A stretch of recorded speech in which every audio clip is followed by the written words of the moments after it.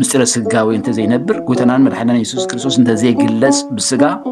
اما كلا انت زي ركب امو نت مستير انت زي قلصلنا مستر سلاسي خنردو ازي مخبده بسم ابن ولدن منفس قدوسن حدا املاخ امين كبرين እግዚአብሔር አምላኽና ይኹን ዝሓለፈ ሰሙን ዕዮ ገዛ ተዋሂብና ዝነበረ ክልቲኡ ምስጢራት ስለዝወዳእና ምስጢረ ስላሴን ምስጢረ ስጋዌን ንክልቲኡ ከነዛምዶ ይነሩ ትሕቶ ዝምድና ምስጢረ ስጋዌን ምስጢረ ስላሴን ምስጢረ ስጋዌ ብዝግባእ ምርዳእ ንምስጢረ ስላሴ ብዝግባእ ንኽንርድኦ ብኸመይ ይሕግዘና ወይ ከዓ በአንጻሩ ምስጢረ ስላሴ ብዝግባእ ምርዳእ ንምስጢረ ስጋዌ ብዝግባእ ንኽንርድኦ ብኸመይ ይሕግዘና ዝብል ሕቶ እዩ ነይሩ ክልቲኡ ምስጢራት ጽቡቕ ጌርኩም ዝተረዳእና መምዘኒ እዩ ጽቡቕ ዝኾነ መልሲ ድማ መሊስኩም ኣለኹም ኣምላኽ ይባርኽኩም እቲ ጽሑፍ ደጋጊምኩም ከተንብብዎ ከምቲ ኩሉ ግዜ ንብሎ እናበወኩም ምክንያቱ ብመጠን ናይ ብዙሓት ሓሳባት ዘንበብና ብኡ መጠን ድማ ትርድኢትና ይዓምቑን ይሰፍሕን ስለዝኾነ ስለዚ ስጋዊ እንተ ዘይነብር ነይሩ ምስጢረ ስጋዊ እንተ ዘይነብር ጎይታናን መድሓኒና ኢየሱስ ክርስቶስ እንተ ዘይግለጽ ብስጋ ኣብ ማእከልና እንተ ዘይርከብ እሞ ነቲ ምስጢር እንተ ዘይገልጸልና ምስጢረ ስላሴ ክንርድኦ ኣዝዩ ምኸበደ ስለዚ ድማ እዮም ጎይታና ኢየሱስ ክርስቶስ ኣምላኽ ምዃኑ ዘየኣምኑ ነቲ ስላሴ ዝብል ምስጢር ክቕበልዎ ዘይኽእሉ ስለዚ ክልቲኡ ተደጋጋፊ ተመላላእን እዩ ምስጢረ ስጋዊ ጽቡቕ ጌሩ ተረዲእና ምስጢረ ስላሴ ክንርድኦ ኣይከብደናኒ ማለት እዚ ንበጽሖ ኢና ንፈልጦ ኢና ማለት ኣይኮነን ምስጢር ስለዝኾነ ክልቲኡ ምስጢር ማለት ድማ ኣእምሮ ወዲ ሰብ ተመራሚሩ ክበጽሖ ዘይኽእል ልዑል ምጡቕ ፍልጠት ስለዝኾነ ተመራሚሩ ክበጽሖ ክንብል ኣይንኽእልን ግን ክሳዕቲ እግዚኣብሔር ዝረዳእና ክንርድኦ ብንኽእል መገዲ ግን የቃልለልና ማለት እዩ ምስጢረ ስላሴ ኣብ ወልድ መንፈስ ቅዱስ ሰለስተ ኣካላት ከም ዘሎ እንተፈሊጥና ሽዑ ምስጢረ ስጋዊ ክንመሃር ከለና እቲ ስጋ ዝለበሰ እግዚኣብሔር ወልድ ኢልና ክንርድኦ ይሕግዘና ጎይታና ኢየሱስ ክርስቶስ ኣምላኽ ምዃኑ ብመለኮቱ እንተዳ ተረዲእና ድሓር ኣብቲ ምስጢረ ስጋዊ ንክንርድኦ የቃልለልና ምስጢረ ስጋዊ ምፍላጥ ንምስጢረ ስላሴ ምርዳእ የቃልሎ እዩ ምስጢረ ስላሴ ምፍላጥ ድማ ንምስጢረ ስጋዊ ምርዳእ ብዝግባእ ይሕግዘና እዩ ስለዚ እቲ ዝምድና ኣዝዩ ኣገዳሲ ምዃኑ ኣስተውዒልኩምሉ ኣለኹም ገሊኹምን ከምኡ ኢልኩም ስለ ዝፀሓፍኩምለይ ኣምላኽ ይባርኽኩም ንገሊኹም ድማ ከም ዝኸበደኩም ምርዳእ ከም ዝሰኣንኩሞ እንታይ ዓይነት ሕቶ እዩ ከም ዝበልኩም እውን ሰሚዐ ኣለኹ ብርግጽ ከምኡ እዩ ኩሉ ግዜ ክትእከብ ከለኻ ነቲ ሓደ ከምቲ ኣምላኽ ረዲኡና 4 ጉጅለ ስለ ዘለና ድማ ናይ 4 ጉጅለታት ዝተፈላለዩ ሓሳባት ምንባብ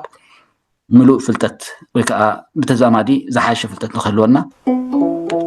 ይሕግዝ ማለት እዩ እግዚአብሔር ይመስገን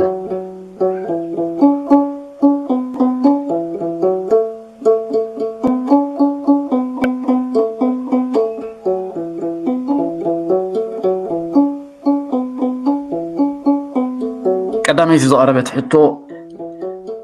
ኣዴና ቅድስቲ ድንግል ማርያም መንፈስ ቅዱስ ክወርደኪ እዩ ሓይሊ ልዕሉን ከጽልለኪ እዩ ምስተባህለት ሽዑ ድዩ መንፈስ ቅዱስ ኣንጽሕዋ ዝብል ሕቶ ቀሪቡ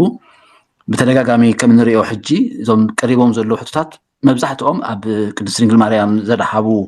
ሕቶታት እዮም ጽንሕ ኢለ ክዛረበ እየ እቲ ብዛዕባ ናይ ድንግል ማርያም ዝምልከት ትምህርቲ ነገረ ማርያም ወይ ስነ ማርያም ማሪዮሎጂ ዝበሃል ማሪዮሎጂ ኣሎ ኣዝኹም ንሕራ ተገዲስኩምሉ ኣዋእሲኹም ኣንቢብኩም ክትርድኡ ትኽእሉ ኢኹም ማለት እዩ ንበይኑ ከምዚ ናይ ክሪስቶሎጂ ንብሎ ናይ ክርስቶስ ብዛዕባ ስነ ክርስቶስ ዝዛረብ ቴዎሎጂ ንብሎ ብዛዕባ ስነ ሃይማኖት ዝዛረብ ብዛዕባ ኣምላኽ ከምኡ ድማ ማሪዮሎጂ ዝበሃል ድማ ብዛዕባ ማርያም ኣደ ጎይታና ኢየሱስ ክርስቶስ ዝዛረብ ትምህርቲ ኣሎ ብዛዕባኡ ሱታፊኣ ኣብ ምድሓን መንያ ንሳ ጥንታ ኣብሶ ኣለዋ ዶ የብላን ዶ ከም ዝሎ ዝብል ብዙሕ ብዛዕባ ድንግል ማርያም ዝዛረብ ትምህርቲ ኣሎ ስለዚ እቲ ዝቐርብ ሕቶታት ናብኡ ገፁ ዝደፍዓና እዩ ንሕና ግን ሒዝናዮ ዘለና ትምህርቲ ንሱ ይኮነን ሓሙሽተ ኣእማደ ምስጢር ኢና ንምሃር ዘለና ግን እግረ መገዱ ዝተተንክፈ ክንክፍ ናበልና ይሆን ከይድና ምሉእ መልሲ ዘይክኸውን ክእል ግን ገለ ስእሊ ከዓ ክበና ተስፋ ይገብር ስለዚ መዓስ እዩ ኣንፂህዋ ንዝብል መንፈስ ቅዱስ ምስ ወረዳ ሽዑ ይንፂህዋ ወይስ መዓስ እዩ ኣንፂህዋ ንዝብል ብንጹር እንተዝመለስ ነይሩ እቲ ካብ ማህፀን ጀሚሩ ሓሊዋ እዩ ኣቀባም ከርሲ እማ ዝብል ካብ ከርሲ ዲኣት ሒዙ ሓሊዋ እዩ ዝብል ሓደ ርድኢት ከምኡ ድማ እቲ ሓደ ከዓ ኣንፂሆ ስጋሃ ቀዲሶ ችያሃ ሃደረ ላእልያሃ ዝብል ስጋ ኣንፂሁ ንዓ ቀዲሱ ኣብኣ ሓደረ ዝብል ክልተ ዝተፈላለየ ርእይቶ ኣይመሃለወን ነይሩ ዝሓለፈ ሰሙን ጠቂስናዮ ነርና ኢና ኣድህቦና ኣብ ምስጢረ ስጋዌ ስለዝኾነ እቲ ምስጢረ ስጋዌ ማለት ከዓ እቲ ቃል ስጋ ኮነ ዝብል እሞ ኣብኡ ክነድህብ ኣብዚ ትምህርቲ እዚ ንሱ ንምዓድ ማለት እዩ ምክንያቱ ትምህርትና ምስጢረ ስጋዌ ስለዝኾነ ብዛዕባ ናይ ቅድስት ድንግል ማርያም ዝምልከት ንበይኑ ንሕዳኣ ትደልዩ ግን ማርዮሎጂ ዝበሃል ከም ዘሎ ነጊረ ኣለኹ ማለት እዩ ንስጋዌ ብዝምልከት ብዛዕባ እዚ ንዛረበሉ ዘለና ኣርእስቲ እቲ መልኣኽ ከዓ መሊሱ መንፈስ ቅዱስ ክወርደኪ ሓይሊ ልዑል እውን ከፅለለኪ እዩ ስለዚ ከዓ እቲ ዝውለድ ቅዱስ ወዲ ኣምላኽ ክበሃል እዩ ኢሉ ስለዚ እቲ ስጋ ናብ ቅድስት ድንግል ማርያም ወይ ከዓ እቲ ቃል ናብ ቅድስት ድንግል ማርያም ምስ መፀ ክመፅእ ከሎ ከመይ ኢሉ ክኸውን እዩ ምስ በለት መንፈስ ቅዱስ ክወርደኪ ሓይሊ ልዑል ከፅለለኪ ስለዚ ከዓ እቲ ዝውለድ ቅዱስ ወዲ ኣምላኽ ክበሃል እዩ ከም ዝበለ ብንፅህና ብቅድስና ከም ዝተወልደ መፅሓፍ ቅዱስ ኣብ ሉቃስ ምዕራፍ 1 ቁጥሪ 15 ይነግረና ካልኣይ ዝቀረበ ሕቶ ፅዮን ማለት ሲ ማርያም ማለት ድዩ ሮሜ ምዕራፍ 11 ፍቅዲ 26 27 ከምቲ ፅሑፍ ተበጃዊ ካብ ፅዮን ክመፅእ እዩ ክብል ከሎ ካብ ፅዮን ማለት ሲ ካብ ማርያም ማለት ድዩ ዝብል ሕቶ ቀሪቡ እዚ እውን ልክዕ ምስ እዩ ምስቲ ኣብ ናይ ማርዮሎጂ ትምህርቲ ኣብኡ ትመሃሮ እዩ ፅዮን ማርያም ማለት ድዩ ማርያም ፅዮን ድያ ዝብል ኣብኡ ብሰፊሑ ትመሃሮ ኢኻ ስለዚ ኣዝኹም ተገዲስኩም ንሕላ ኣለኹም ኮንኩም ማርዮሎጂ ክትፅንዑ የተባብዓኩም ማለት እዩ ንምስጢረ ስጋዌ ብዝምልከት ግን ገለ ነገር ክንብል ኢና ማለት እዩ እዚ ጥቕሲ እዚ ሃዋርያ ጳውሎስ ዝጠቐሶ ኣብ ትንቢተ ኢሳይያስ ምዕራፍ 59 ፍቅዲ 20 እዩ ዝርከብ ንፅዮንን ነቶም ካብ ምዕላዎም ናብ ያዕቆብ ዝመለሱን ተበጃዊ ክመፅእ እዩ ይብል እግዚኣብሔር ፅዮን መን እያ ንዝብል ሕቶ ክንምልስ ከለና ፅዮን ኣብ ኢየሩሳሌም እትርከብ እምባ ጎቦ ምዃና ጎቦ ሲ ብፅዮን ዝብል ሽም ከም ትፅዋዕ ካልኣይ ሳሙኤል ምዕራፍ 5 ፍቅዲ 7 ዳዊት ንእምባ ፅዮን ንሳ ከተማ ዳዊት ዳሕራይ ከተማ ዳዊት እዩ ሰሚዋ እምባ ፅዮን ሓዛ ዳዊት ከዓ ኣብታ እምባ ተቐመጠ እሞ ከተማ ዳዊት ኣውፃኣላ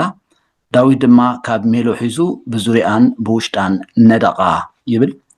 ካልኣይ ሳሙኤል ምዕራፍ 5 ፍቅዲ 7 ዘሎ ስለዚ ነቲ ናይ እምባ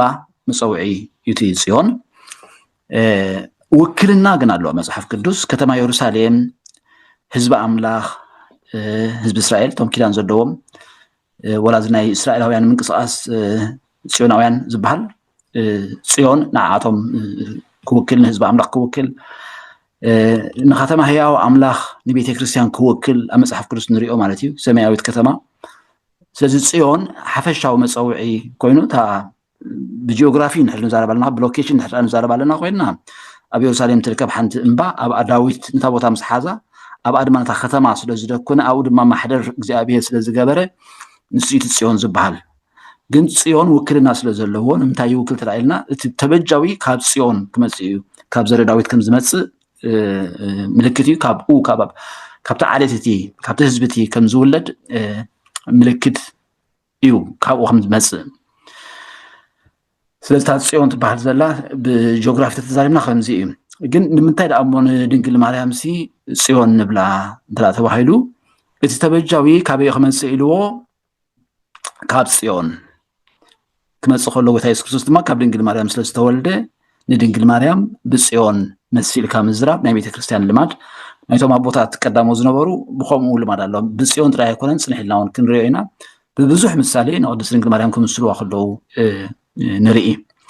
ስለዚ ጽዮን ማለት ማርያም ማለት ድዩ ዝብል ቀጥታዊ መልሱ ጽዮን ማለት ዝሪኦ ዘለና እዩ ኣብ ኢየሩሳሌም ዝርከብ ጎቦ ማለት እዩ እንታይ ክውክል ይኽእል ኣብ ዝብል ትንተና ግን ኣቦታት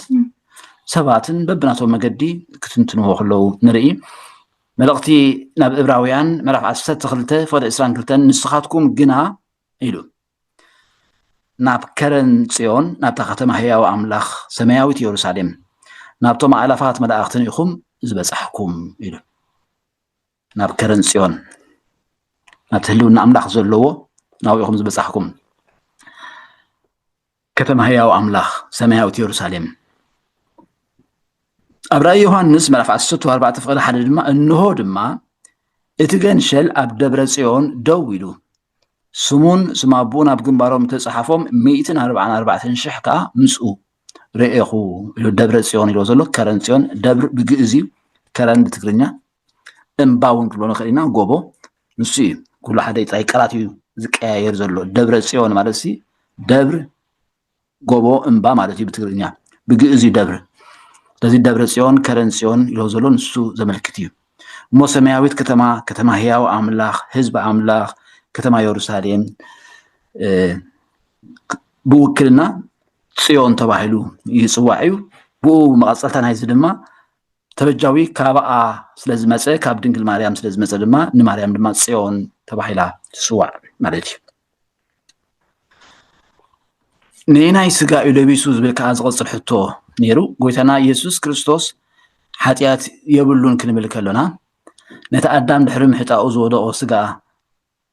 ሓጢኣት ንምግባር ድሌት ዘለዎ ድዩ ለቢሱ ወይስ ነቲ ኣዳም ቅድሚ ሓጢኣት ምውዳቁ ዝነበሮ ስጋ ኣዳም መዋቲ ዝኾነ ቅድሚ ምውዳቁ ኣትሒዙ ድዩ ወይስ ድሕሪ ምውዳቁ ክርስቶስ ክመውት ዝኸኣለ ንናይ ስጋ ስለ ዝለበሰ እዩ ማለት እየ እያ ትሕቶ ነይራ ማለት እዩ ተቐዳመይቲ ተስፋ ዝበልናዮ ኣብ ኦሪት ዘፍጥረት ምዕራፍ 3 ፍቅዲ 15 ዘላ ኣብ መንጎ ተመንን እታ ሰበይቲ እናበለ ዝዛረበሉ ጽሑፍ እቲ ካብ ዘርአ ዝውለድ ንሄዋን ንሱ ርእሲ ተመን ክጭፍልቕ እዩ ኢልዎ ኣሎ ስለዚ ሽዑ ክዛረብ ከሎ ስድሮት ሓጢኣት ተፈፂሙ እቲ ውድቀት ኣጋጢሙ ነይሩ ማለት እዩ ካብኣ ዝውለድ ርእስኻ ክጭፍልቕ እዩ ክብሎ ከሎ መጽሓፍ ወለዶ ኢየሱስ ክርስቶስ ወዲ ዳዊት ወዲ አብርሃም ይዝብለና ወንጌል ማቴዎስ ምዕራፍ 1 ፍቅዲ 1 ስለዚ ወዲ ዳዊት ወዲ አብርሃም ዳዊት አብርሃም ኩላቶም ንፈልጦም ኢና መዓዝ ዘመን ከም ዝነበሩ ድሕሪ ውድቀት ከም ዝነበሩ ንፈልጥ ማለት እዩ ብኩሉ ንዓና ክመስል ነይርዎ ሰብ ከም ከማና ክኸውን ነይርዎ ስለዚ ንዓና ከማና ኮይኑ ጀካ ብሓጢኣት ስለዚ ነቲ መዋቲ ጠማይ ሓማሚ ስጋ እዩ ለቢሱ ግናኸ ክንስተውዕሎ ዘለና ካብ ርክሰት ነፃ እዩ ጎይታና ኢየሱስ ክርስቶስ ሓጢኣት ኣይገበረን ሓጢኣት ኣይተረኽቦን ካብቲ ኣዳማዊ ሓጢኣት ከዓ ነፃ እዩ ምክንያቱ ከመይ ኢሉ ክኸውን እዩ ምስ በለቶ መንፈስ ቅዱስ ክወርደኪ ሓይሊ ልዑል ከፅልለኪ ስለዚ እቲ ዝውለድ ቅዱስ ቅዱስ ማለት ሓጢኣት ዘይብሉ ኣበር ዘይብሉ ማለት እዩ ወዲ ኣምላኽ ክበሃል እዩ ኢሉ ስለዚ ክውለድ ከሎ ድማ ካብቲ ኣዳማዊ ሓጢኣት ይኹን ነፃ ኮይኑ እዩ ተወሊዱ ባዕሉ ዝገበሮ ሓጢኣት ድማ የብሉን ስለዚ እዩ ኣበር ዘይብሉ ብቑዕ ገንሸል ኮይኑ መስዋእቲ ኮይኑ በጃ ሓጢኣትና ሓሊፉ ካብ መርገም ሕጊ ነፃ ዘውፅአና ማለት እዩ እግዚአብሔር ይመስገን ናይ ስጋ ከም ዝለበሰ ርኢና የለና ዝቕፅል ሕቶ ኣዴና ቅድስቲ ድንግል ማርያም ጥንተ ኣብሶ ኣይሓለፋን ካብ ከርስዲኣ ኣምላኽ ሓልይዋ እዩ ንዝብሉ ወገናት ኢማኩሌት ኮንሰፕሽን ኣበር ኣልቦ ንጽህቲ ድንግል ማርያም ብዘይ ኣዳማዊ ሓጢኣት ተወልደት ዝብል ርድኢት ንዘለዎም መተዓረቂት ንጽህቲ ገንሸል ንኸይትኸውን ዝኽልክላ እንታይ ኣሎ ዝብል ሕቶ ድማ ብጽሑፍ ዝመፅእ ሕቶ እዩ እዚ ድሕሪ ደኣ ሓጢኣት የብላን ተሓለያ ንብል ኣለና ኮይንናሲ እሞ ኣንሳ በዕላ መስዋእቲ ኮይና ከይተተዓረቐናስ እንታይ ይኽልክላ ዝብል ሕቶ እዩ ኣብ ኦሪት ዘፍጥረት ጀሚሩ ክሳብ መወዳእታ ንሪኦ ኩሉ ትንቢታት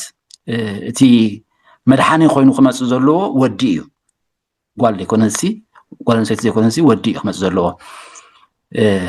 ዘርአ ተባሂሉ ዘሎ ካብኣ ዝውለድ ርእስኻ ክጭፍልቕ እዩ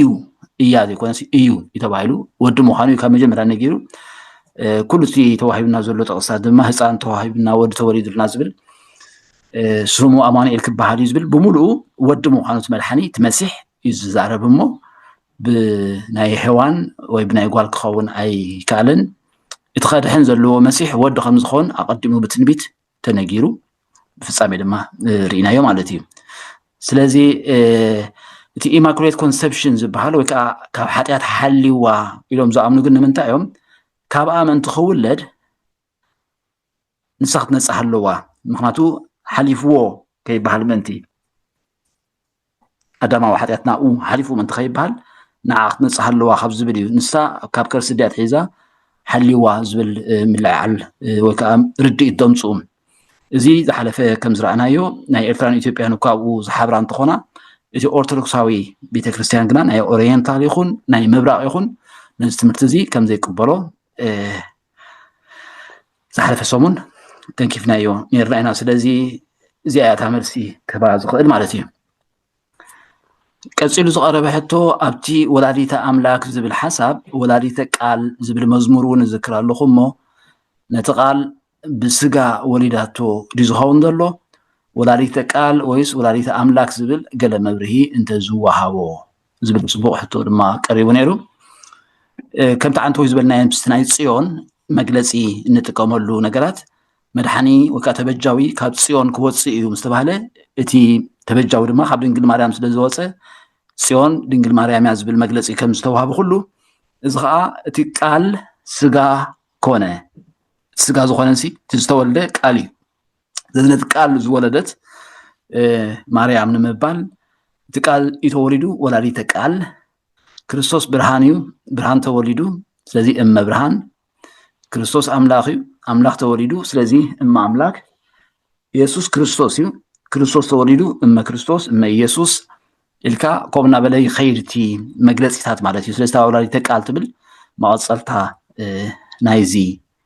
መግለጽታት እዚ እዩ ማለት እዩ ቀጽሉ ዝቀረበ ሓምሽቱ ሕቶ አንጽሆ ስጋሃ ክንብል ከለና መንፈስ ቅዱስ ነቲ ስጋ ማለት ንኢየሱስ ጥራይ ድዩ አንጽሁ ወይስ ንማርያምን ሽዑ አንጽህዋ እዩ ዝብል ሕቶ ቀሪቡ ነይሩ ስጋሃ ማለት ሲ ስጋአ ማለት እዩ ስጉኡ ማለት አይኮነን አንጽሆ ስጋሃ ይብለሉ ንዓአ ስጉኡ አይበለን ስለዚ ካብቲ አባሃላ ከመንርድኦ ንዓአ አንጽህዋ ይዝብል ዘሎ ንሱ ካብአ ኩለድ ስለዝኾነ ዝኾነ ነገር መንትኺ ኣብኡ ከይርከብ ንዓአ ቀዲሱ አንጽሁ ካብአ ተወልደ አበት ናይ ቤተ ክርስቲያን ጽሑፋት እንታይ ዝብል አብ ለአጽንኦ ወልድ ለለቢሰ ስጋ መንፈስ ቅዱስ ለአንጽሖ ወዲ ስጋ ክለብስ ይመጽዩ አቦ ነቲ ነገር ከጽንዕ መንፈስ ቅዱስ ከዓ ከንጽህ ስለዚ መንፈስ ቅዱስ ከወርደኪ ሓይሊ ልዑል ከጽልለኪ ዝውለድ ቅዱስ ወዲ አምላኽ ክበሃል እዩ ዝብል አብ ለአጽንኦ ወልድ ለለቢሰ ስጋ መንፈስ ቅዱስ ከዓ ለአንጽሖ ከም ዝመጸ እዚ አንጽሖ ስጋሃ ክብል ከሎ ንድንግል ማርያም ዝምልከት እምበር ንጎይታና ኢየሱስ ክርስቶስ ዝነጽህ ነገር የብሉ ንሱ ንጹህ ከንጽህ ኣይክእልን ስለዚ ንዓዓ እዩ ስጋ ወሲዱ ዝብል ብህሎ እንታይ እዩ ዝብል ሕቶ ድማ ቀሪቡልና ነይሩ እቲ ስጋ ወሲዱ ስጋ ኣይወሰደን ዝብል ክትዕሲ ኩሉ ግዜ ሕቶ ይኾነኒ ሰብዶ ካብ ኣዲኡ ስጋ ይወስድ እዩ እዚ ከመይ ማለት እዩ ዝብል ሕቶ ይቀሪቡ ስጋ ማለት ስጋ ኮነ ክንብል ከለና ሲ ዝሓለፈውን ከም ዝረአናዮ ሰብ ኮነ ማለት እንድዩ እቲ ሰብ ምዃንሲ ካበይ ረኺብዎ ምክንያቱ ንሱ ብርሃን አምላኽ መለኮት ስለዝኾነ ሰብ ኮይኑ እንተላኢልና እቲ ሰብ ምዃን እቲ ስጋ ካበይ ረኺብዎ ከምቲ ገሊኦም ዝብልዎ ካብ ሰማይ ሒዝዎ ዝመፀ ወይ ከምቲ ገሊኦም ዝብልዎ ሓድሽ ዝፈጠሮ ስጋ ድዩ ወይሲ ካብ ድንግል ማርያም ዝወሰደ እዩ እዚ ኣብቲ ከም ዝረአናዮ ካባኺ ወይ ካብኣ ዝውለድ ካብ ቅዱስ ድንግል ማርያም ምዃኑ ኣቐዲሙ ካብ ዘፍጥረት ጀሚሩ ዘርአ እናበለ ንሄዋን ዝተዛረበ ማለት እዩ حرم ود داويت ود ابراهام كاب زرق خنا بل تسفا استوهبون ابراهام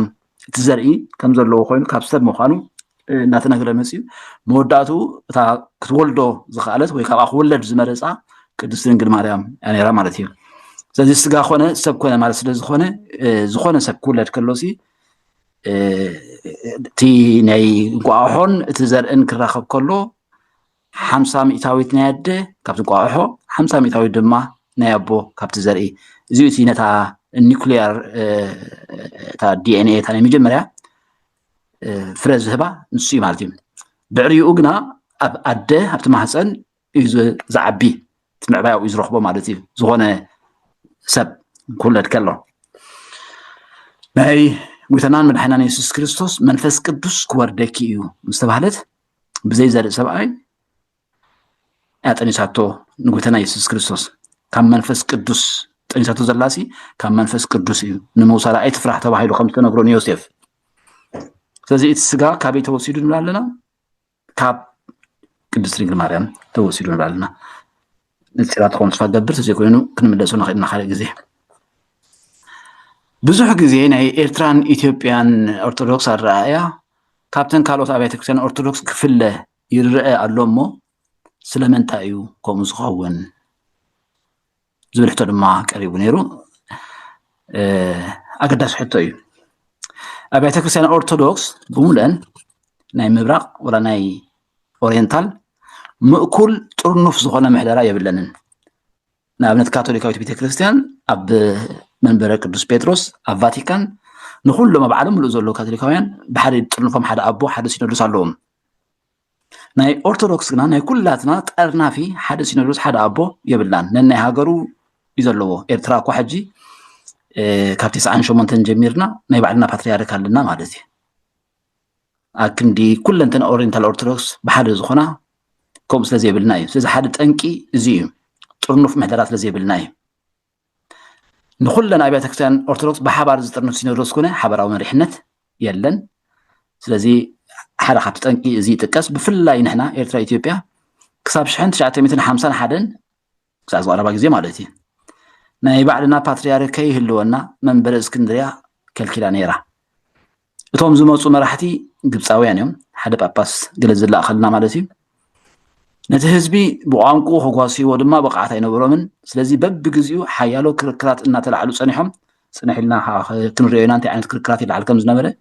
ሓደ ምሳሌ ክንወስድ ኢና በብግዚኡ ሓያሎ ክርክራት እናተላዕሉ ፀኒሖም ሕጂ እውን እንተኾነ ይለዓል እቲ ምክንያት ግና ብውሕዱ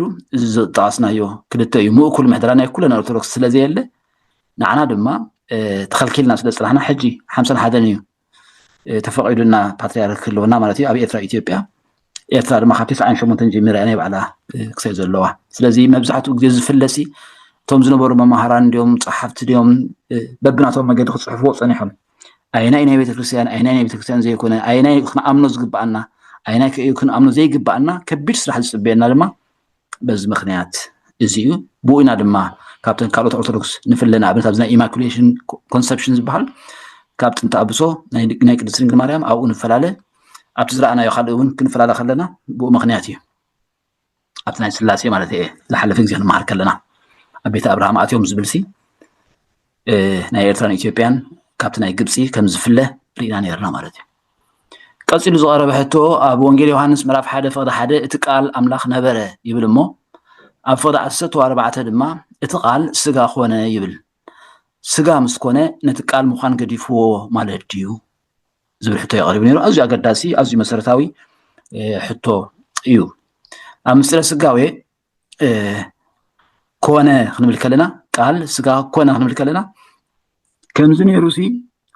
ከምዚ ተለዊጡ ኣይኮና ንብል እንታይ ደኣ እቲ መለኮት መፂኡ እቲ ቃል መፂኡ ናብቲ ስጋ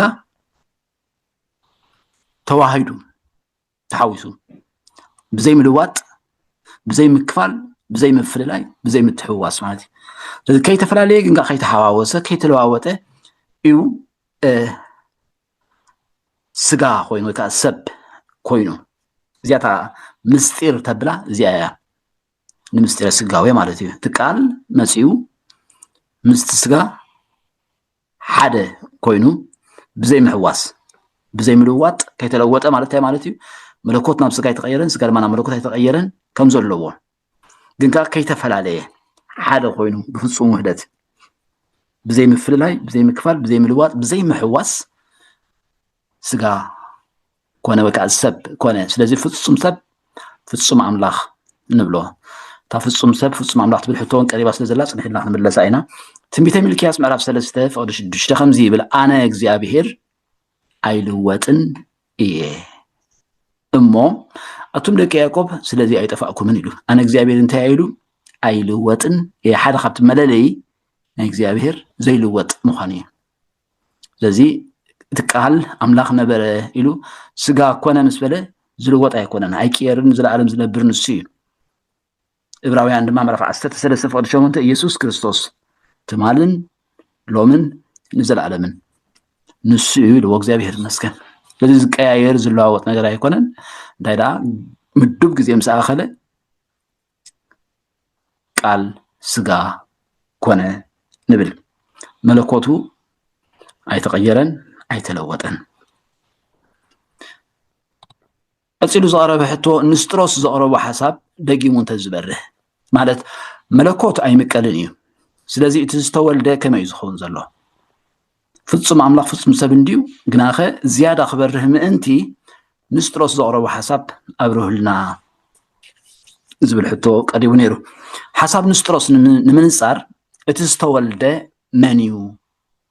ዝብል ሕቶ ነልዕል መን እዩ ተወልዱ ስላሴ ድዮም ኣብ ድዩ ወልድ ድዩ መንፈስ ቅዱስ ድዩ መን እዩ ተወሊዱ ኣብ ወልድ መንፈስ ቅዱስ ኣሃዱ ኣምላክ ሰለስትነት እናሃለዎ ከሎ ግን ከዓ ሓደ ኣምላኽ ኢና ንብል ኣብ ኣምላኽ እዩ ወልድ ኣምላኽ እዩ መንፈስ ቅዱስ ኣምላኽ እዩ ግናኸ ሰለስተ ኣማልኽቲ ኣይንብልን ሓደ ኣምላኽ ንብል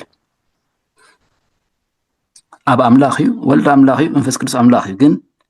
ሓደ ኣምላኽ ዳ እምበር ሰለስተ ኣማልኽቲ ኣይንብልን መን እዩ ተወሊዱ ወልድ ተወሊዱ ወልድ ከዓ ኣምላኽ እዩ ንስጥሮስ ክልተ ዝተፈላለዩ ባህርያትን ኣካላትን ኣብ ሓደ ክርስቶስ ይርኢ ነይሩ መለኮት ዘይውለድ ዘይመውት ጥንቲ ዘይብሉ እዩ መጀመርታ ዘይብሉ መወዳእታ ዘይብሉ እዩ ሰብ ከዓ መዋቲ ሓማሚ ጠማይ ድሩት ውሱን ማለት እዩ ስለዚ እንታይ ኢሉ ካብ ማርያም ዝተወልደ ዝመውት ንሱ ሰብ እዩ ካብ ማርያም ዝተወልደ እቲ ዘለዓለማዊ ወልድ ኣይኮነን ድንግል ማርያም ነቲ ሰብ ዝኾነ እምበር ነቲ ኣምላኽ ዝኾነ ወልድ ኣይወለደትን በለ እቲ መልሲ ድማ እንታይ ተዋሂብዎ እቲ ዝውለድ ቅዱስ ወዲ ኣምላኽ ክበሃል እዩ ስለዚ እቲ ዝተወልደ ወይ ከዓ እቲ ዝውለድ ቅዱስ ወዲ ኣምላኽ ክበሃል እዩ እዚ ከምዚ ጌርካ ክትመቕሎሲ ኣይትኽእልን ኢኻ ሰብ ተወሊዱ ክብል ኣይትኽእልን ኢኻ እቲ ዝውለድ ንሱ ቅዱስ ወዲ ኣምላኽ ክበሃል እዩ ዝብል መልሲ ተዋሂብዎ ከነነፅሮ ኢና ዝያዳ በቢግዚኡ ሰባት ንወዲ ሰብ ብዙሕ ኢሎሞ ንጎይታና ኢየሱስ ክርስቶስ ብዙሕ ኢሎሞ እዮም ጎይታና ኢየሱስ ክርስቶስ ኣምላኽ ኣይኮነን ዝበለ ኣርዮስ መጀመርያ ጎይታና ኢየሱስ ክርስቶስ ፍጹም ሰብ ኣይኮነን ዝበለ ኣጶሊናርዮስ ኢሉ ነይሩ ዳሕራይ ድማ ኤውጣኮስ ከምኡ ኢሉ ኣጶሊናርዮስ ትፈልጡ ኢኹም ኢየሱስ ክርስቶስ እወ ስጋ ኣለዎ ነፍሲ ኣለዎ ግን እቲ ኣእምሮኡ መለኮት ስለ ዝኾነ ፍጹም ሰብ ኣይኮነን ዝብል ሓሳብ ዘቕረበ ኤውጣኮስ ድማ መለኮት ኣብ ስጋ ምስ መፀሲ እቲ ስጋ ጠፊኡ እዩ ስለዚ ኢየሱስ ክርስቶስ ንፅል ባህሪ ጥራይ ዘለዎ ኣምላኽነት ጥራይ ዘለዎ ዝበለ እዩ ናይ ኖስቲክ ትምህርቲ ድማ ርኢና ነርና ብስጋ ኣይመፀን ስጋ ርኹስ እኩይ ስለ ዝኾነ ብኡ ክመፅእ ኣይክእልን እዩ ዝበሉ እቲ ካብ ማርያም ዝተወለደ ሰብ እዩ ኣብ ጥምቀት ግና መንፈስ ቅዱስ ምስ ወረዶ ሽዑ ክርስቶስ ኮይኑ ተቐቢኡ ቀቅድ ምስ ስቕለት ድማ እቲ ወዲ ኣምላኽ ከይዱ እቲ ስጋ ድማ ሞይቱ ዝብለታ ኣረኣያ ዘለዎም ከዓ ነይሮም ንስጥሮስ ድማ እንታይ ኢሉ እቲ ዝተወልደ ሰብ እዩ ድሓር ኣብ ዮርዳኖስ ክጥምቕ ከሎ እዚ ዘለዓለማዊ ወዲ ኣምላኽ ኣብኡ ሓደረ እቲ ብቤተ ክርስቲያን በቢዘመኑ በቢጉባኤ ዝተወሰነ ውሳኔ ግና ጉባኤ ኒቅያ ጉባኤ ቁስጥንጥንያ ጉባኤ ኤፌሶን ኣብ ሰለስቲኡ ጉባኤ ኢየሱስ ክርስቶስ ፍጹም ኣምላኽ ፍጹም ሰብ ከም ዝኾነ ስለዚ ትኽውለድ ከሎ ወላ ካብታ ቃል መፂኡ ኣብኣ ዝሓደረላ ግዜ ኣትሒዙ ፍጹም ትንቢተ ኢሳያስ ከንብብ ትንቢተ ኢሳያስ ምዕራፍ 9:6 ህፃን ተወሊዱልና ወዲ ተዋሂቡና እሞ ሕጂታ ዝብል ዘሎ ህፃን ተወሊዱልና ወዲ ተዋሂቡና እሞ እቲ ግዝኣት ካብ መንኩብ እዩ ስሙ እውን ግሩም መካር ብርቱዕ ኣምላኽ ኣቦ ዘለዓለም መስፍን ሰላም ክስመ እዩ ግን እንታይ ኢሉና ህፃን ተወሊዱልና ኢሉ ኤልሳቤጥ መንፈስ ቅዱስ ምስ መልአ ንቅድስት ድንግል ማርያም ረኺባታ ወንጌል ሉቃስ ምዕራፍ 1:43 ማርያም ክትበፅሕ ኢላ ምስ ከደት ማለት እዩ ኣደ ጎይታይ ናባይ ክትመፅኸ እዚ ካበይ ኮነለይ ኢላታ ግና ኣብ ማህፀን እዩ ዘሎ ኣደ ጎይታይ ክትብላ ከላ ንርኢ ወንጌል ሉቃስ ምዕራፍ 2:10 መልኣኽ ከበስር ከሎ ሎሚ መድሓኒ ኣብ ዓዲ ዳዊት ተወሊድልኩም ስለ ዘሎ ንሱ ከዓ ክርስቶስ ጎይታ እዩ ኢሉ ስለዚ ምስ ተወልደ ተጠኒሱ ከሎ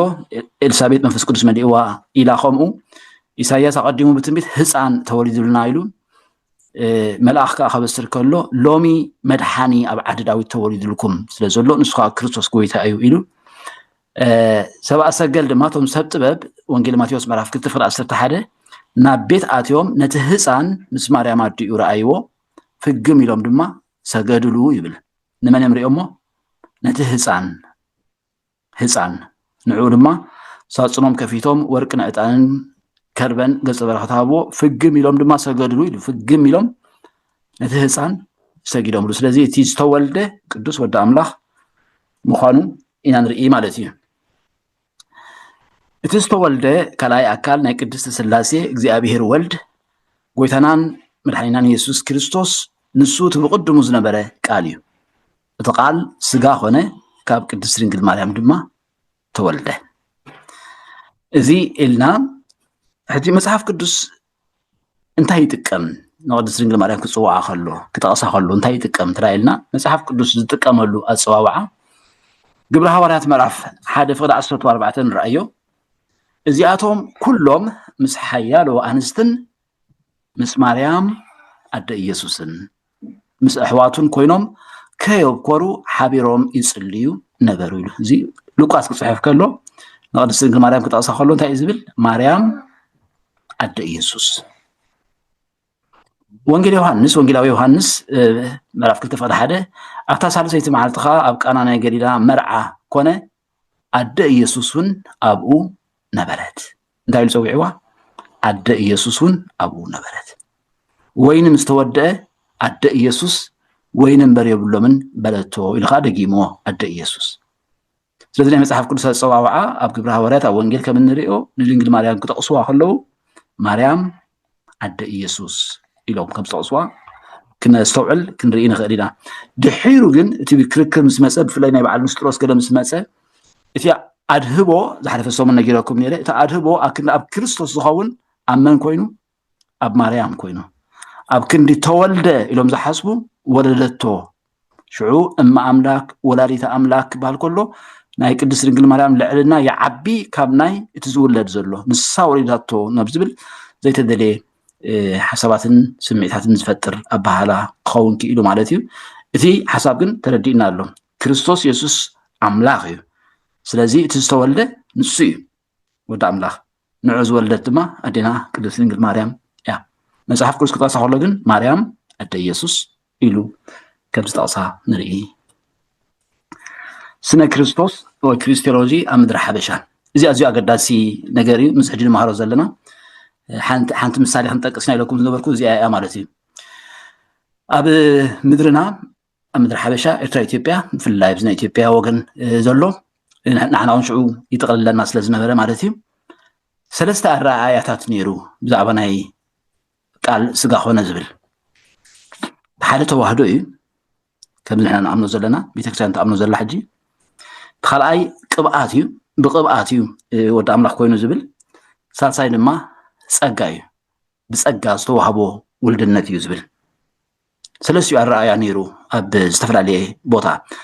ዘመነ መሳፍንቲ ዝበሃል በብናቶም መሳፍንቲ ኮይኖም ዝመርሕዎ ዝነበሩ ሃፀይ ዮሃንስ ኣብ ከባቢ ትግራይ ኣብ ጎጃም ከዓ በዓል ምኒልክ ዝነበሩሉ ኣብ ጎንደር ከዓ በዓል ሃፀይ ቴዎድሮስ ዝነበሩሉ በብናቶም ግዝኣት ኣብ ዝነበረ ደናቶም ኣረኣእያታት ነይርዎም ተዋህዶ ዝብል ኣብ ትግራይ ብሰፊሑ ከም ዝነበረ ምስ ሃፀይ ዮሃንስ ማለት እዩ እቲ ናይ ቅብኣት ዝብል ጎጃም መስለኒ እዚ ተጋጊ ፅንሕና ክንሪአና ጸጋ ድማ ከምኡ ኣብ ሓደ ቦታ ከባቢ ማለት እዩ በብናቶም ሲ ዝተፈላለዩ ነይሮም እንታይ እዩ ኣረኣእዮም ትራኢልና ዝተዋህዶ ንኣምኖ ዘለና እምነት ንሱ ስለ ዝኾነ ብዙሕ መግለፂ ዘድልዮ ኣይኮነን ካልእሽም ግን ነይሮም ካራ ባህር ነይሮም ካራ ከብዝሕና ንጥቀሙ ዘለና ካራ ማለት እዩ ንኩሉ ካልእ ትምህርቲ ከም ካራ ቆሪፁ ዘውፅአ ሰይፊ ንበሎ ካራ ዝብል ግን ተዋህዶ እዩ እቲ መግለፂ ተቐንዲ ክርስቶስ ብተዋህዶ ሓደ ባህሪ ሓደ ኣካል እዩ ዝብል እዩ ቅብኣት ማለት ብቅብኣት ዘይኮነ ረኺብዎ እቲ ወዲ ኣምላኽ ምዃንሲ ናይ ባህሪ እዩ ቅብኣት ማለት ንባዕሉ እቲ ተዋህዶ እዩ ክርስቶስ ባዕሉ ቀባኢ ባዕሉ ተቐባኢ ባዕሉ ቅብኣት እዩ ስለዚ እቲ መለኮት ምስ ስጋ ክወሃድ ከሎ እቲ ትውህደት ጥራይ ንሱ እዩ እኹል ክርስቶስ ክልተ ልደት ኣለዎ ይብሉ ንብል ማለት እዩ ቅድሚ ዓለም ካብ ኣብ ብዘይ ኣደ ኣብቲ ምድብ ግዜ ድማ ካብ ድንግል ማርያም ብዘይ ኣቦ ብስጋ ብጥምቀቱ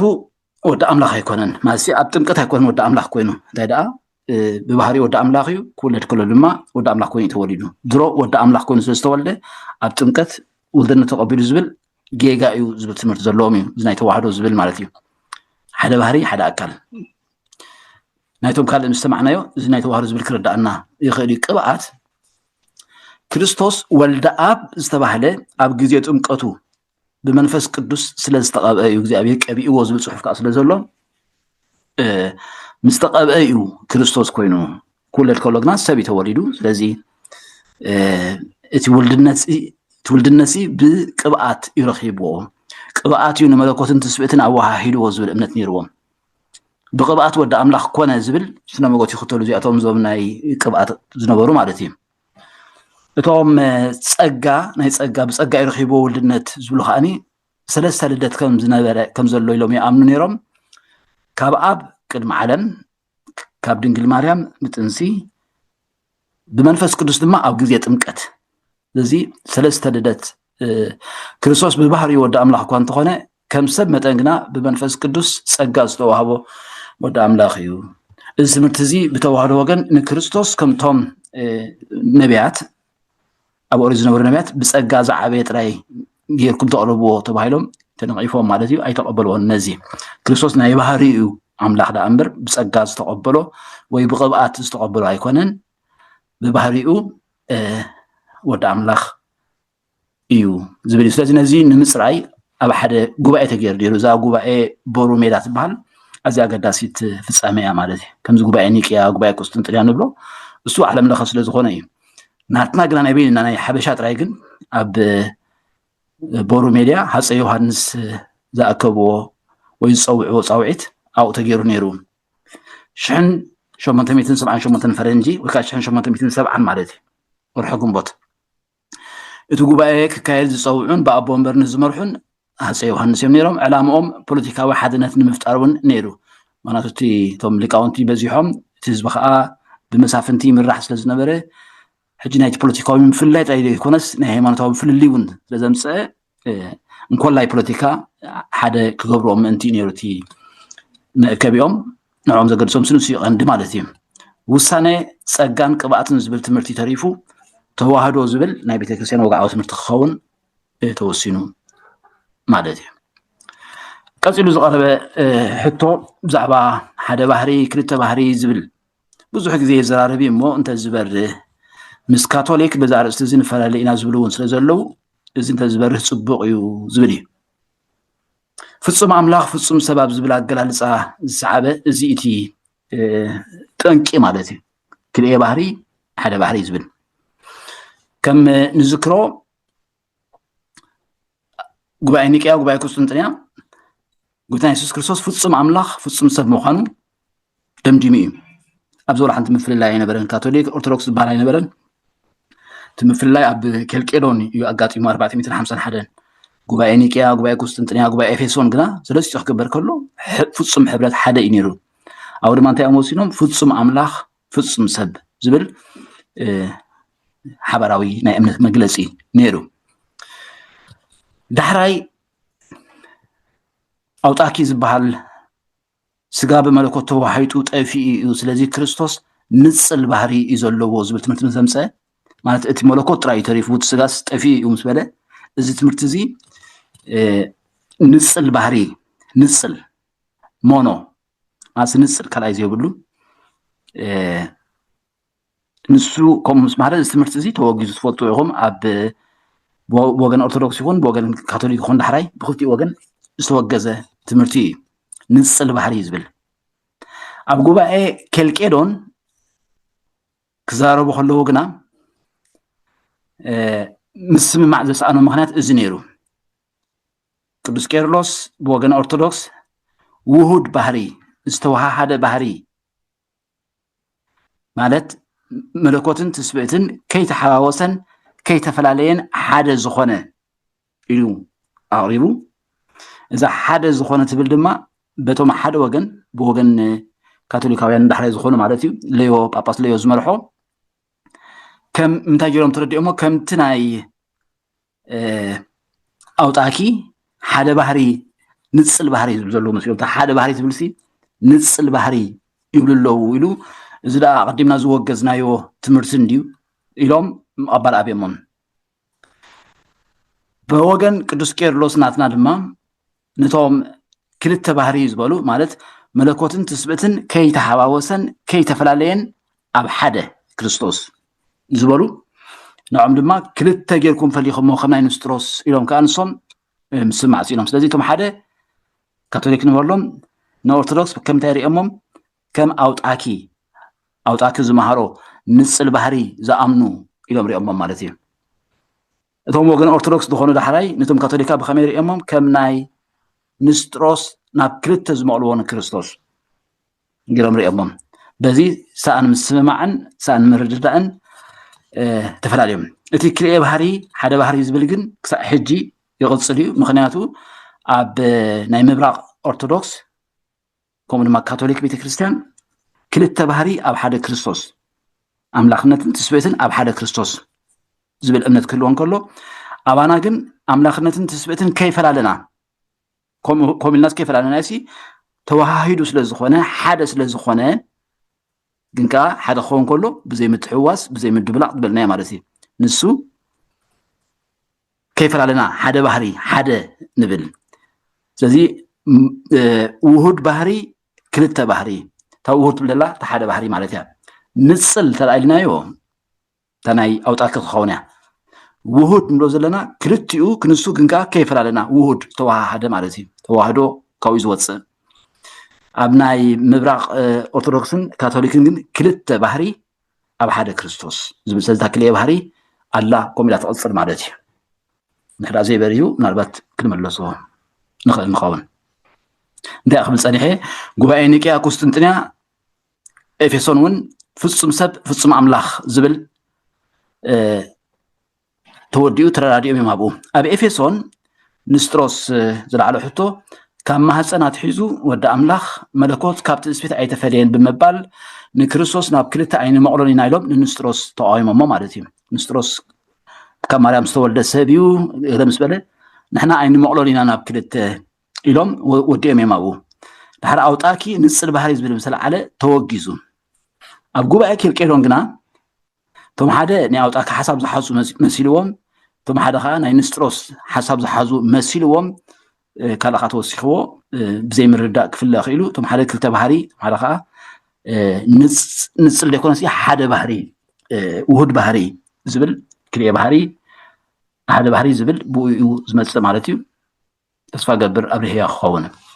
فصم أملاخ فصم سب انتهي مالتي زبل حتها قريبا نيرو فصم أملاخ فصم سباب زبل اتفصم زبل قالسي نمنتهي عليه كريستوس مسعابن منفس قدسن بمعر الناس زملخ حدا كاب قدس السلاسي سلازخونه زغودلو زيبلو أملاخ يو نمبال فصم أملاخ نبل زغودلو زيبلو نمبال كريستوس بزي كاب حاتيات بخالق كله بملأت كمانا سلازخونه كم تاوتاكي زبلو نصل بحري مالت ملكوت راي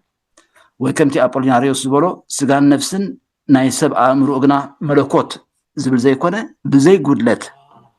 سب مخان المرأي فصم سب نبل سلازي فصم سب نبل فصم عمل حد نبل تا فصم بزي جودلت ملو بملو كم خمس خلون المرأية